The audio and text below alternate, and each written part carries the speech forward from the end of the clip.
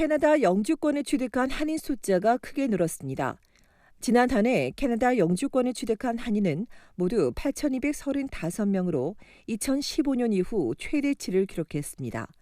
한인 영주권자 수는 2015년부터 2018년까지 4,000명대를 유지하다 2019년 6,100명으로 증가했으나 2020년엔 코로나19 팬데믹 영향으로 3,285명에 그쳤습니다. 영주권 취득 순위에서 한국은 아프가니스탄 난민이 증가하면서 11번째로 밀려났습니다. 인도와 중국, 필리핀이 1위에서 3위를 차지했고 나이지리아와 프랑스, 미국과 브라질, 이란과 아프가니스탄, 파키스탄 순입니다. 같은 기간 북한 출신의 영주권 취득자는 10명입니다. 지난 한 해 캐나다에 정착한 40만 5,330명 중 절반에 가까운 19만 8천여 명이 온타리오에, 그리고 이들의 70%가 토론토에 이주했습니다.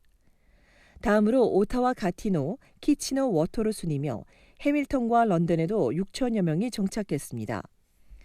브리티시 콜롬비아주는 6만 9천여 명 중 5만 3천여 명이 밴쿠버에 정착했고 퀘벡은 5만여 명 중 4만여 명이 몬트리올에, 4만여 명이 정착한 알버타주에선 캘거리와 에드먼턴에 각각 만여 명씩 이주했습니다. 지난해 입양아는 총 131명으로 이 중 한국인 입양아는 여아 2명, 남아 14명입니다. 지난달 연방정부는 앞으로 3년간 총 130만여 명을 수용할 계획이라고 발표했습니다. 이전 발표 때보다 3만 명을 더 늘린 건데 문제는 심각한 이민 적체 현상입니다.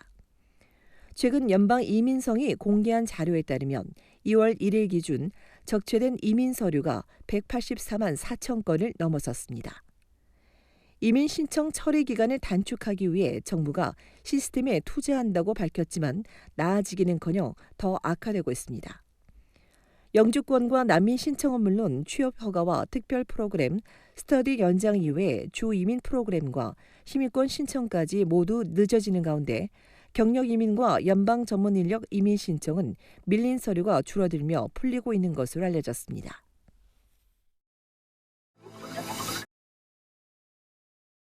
LG 에너지 솔루션이 온타리오주 윈저에 전기차 배터리 공장을 설립합니다. 미국 스텔란티스와 전기차 배터리 합작 법인을 설립한 LG 에너지 솔루션이 윈저에 50억 달러 규모의 공장을 세우는 겁니다. 오늘 정오 합작 법인 관계자와 온주와 연방, 지자체장들이 공식 발표하면서 공장 부지를 둘러싼 무성한 소문을 잠재웠습니다. 정부 관계자들은 이번 투자가 자동차 업계 역대 최대 규모인데다 국내 최초의 대규모 전기차 배터리 공장이라며 크게 환영했습니다. 덕포드 온주 수상과 프랑스와 필립 샴페인 혁신과학산업연방장관 등은 이번 사업을 통해 고액 연봉의 새로운 일자리 2,500개가 창출되고 또 수많은 일자리가 파생될 것이라고 기대했습니다. 또 캐나다가 전기차 배터리 생산을 주도하고 국내 배터리 제조 부분 발전에도 크게 기여할 것이라고 강조했습니다. 이 지역 상공회의소도 이번 사업이 지역 경제와 인재 유치, 차세대 기술 부문 등에 미칠 영향이 클 것이라며 기대감을 드러냈습니다.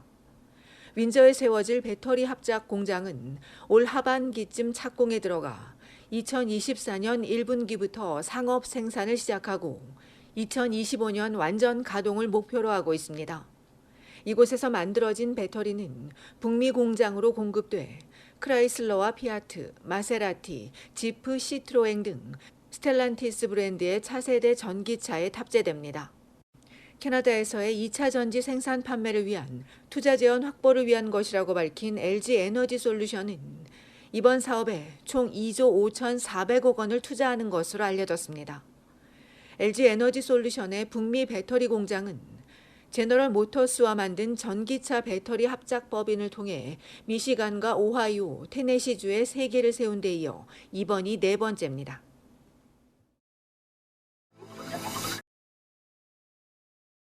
코로나19 확산세가 잠잠해지며 많은 기업들이 서서히 사무실 문을 다시 열기 시작했습니다.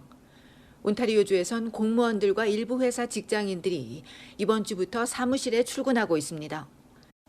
매일 아침 사무실에 출근하는 것이 특별할 건 없지만 코로나 이후 오랜 기간 재택근무를 하면서 근무 형태도 달라지고 있습니다. 최근 CBC와 앵거스 리드가 2,550명을 대상으로 직장 복귀를 요청하면 어떻게 하겠는지 물었습니다.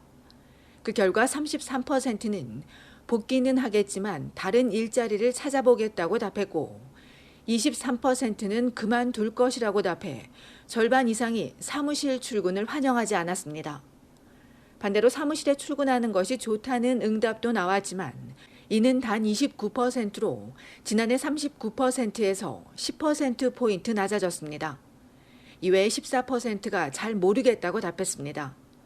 때문에 출근과 재택을 병행하는 하이브리드 근무 방식을 선택하는 회사들이 늘어나고 있습니다. 토론토시도 하이브리드 방식을 검토하고 있습니다. 이처럼 하이브리드 근무가 뉴 노멀이 되는 건데 다만 적용하는 방식은 다를 것으로 보입니다. 예를 들어 단체로 요일을 정해 사무실로 출근하거나 회사와 논의해 출근 일정을 따로 결정하는 방법, 아니면 직원들이 자유롭게 선택하는 방법 등 다양합니다.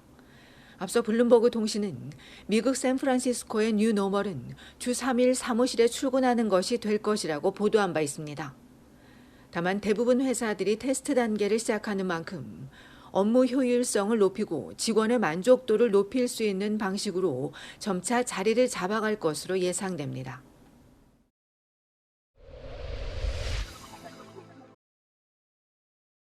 온타리오주 토론토 경찰이 건물 엘리베이터와 지하철 안에서 발생한 성추행 사건의 용의자를 쫓고 있습니다. 첫 번째 용의자는 지난 일요일 아침 9시 반쯤 베털스트와 핀치 애비뉴 웨스트 인근에 있는 건물 엘리베이터 안에서 문 쪽을 바라보며 등지고 서 있는 18세 여성을 성추행했습니다.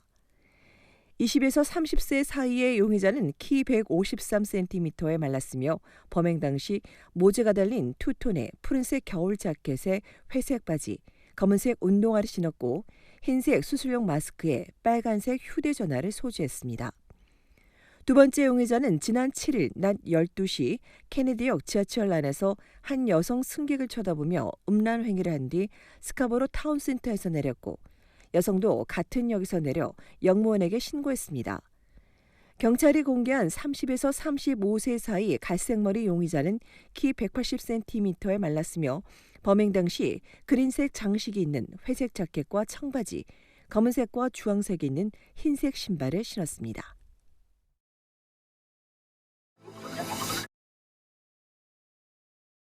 온타리오주 필 지역 경찰이 70대 할머니의 가방을 훔쳐 달아난 남녀 용의자 2명을 추적하고 있습니다. 어제 오후 6시쯤 피해 할머니가 가방을 들고 고웨이와 에튜드 드라이브 인근에 걸어가는데 용의자들이 다가와 가방을 빼앗은 뒤 짙은색 차량을 타고 달아났습니다. 이 과정에서 할머니가 부상을 입기는 했으나 다행히 경상에 그쳤으며 경찰이 용의자들을 찾고 있습니다.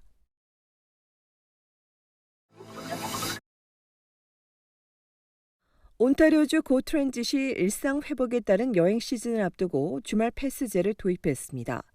$10와 $15 주말 패스로 $10 데이 패스는 토요일이나 일요일, 공휴일 하루 중 무제한 탑승이 가능하고 $15짜리 주말 패스는 토요일과 일요일은 물론 주말 이후 이어진 공휴일까지 사용할 수 있는 패스입니다. 두 패스 모두 출발지와 목적지 사이 모든 구간에서 버스와 열차를 무제한 탈 수 있으며 12세 이하는 무료 탑승이 가능합니다. 구매일로부터 1년간 유효한 주말 패스는 고트랜짓 온라인에서만 구매할 수 있으며 이메일로 받은 이 티켓은 고버스나 열차 탑승 5분 전에 활성화하면 됩니다. 오는 6월 26일부터는 토론토에서 나야가라 폭포 구간에도 주말 패스를 적용할 계획입니다.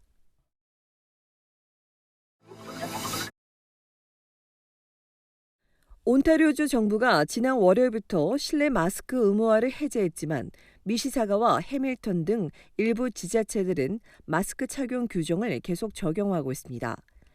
이달 31일까지 마스크 착용에 대한 시 조례가 유효하다며 스퀘어원 등 실내 공간에서 마스크를 쓰도록 한 미시사가 보건당국은 단속은 하지 않지만 민원이 접수되면 사례별로 확인해 나갈 것이라고 전했습니다.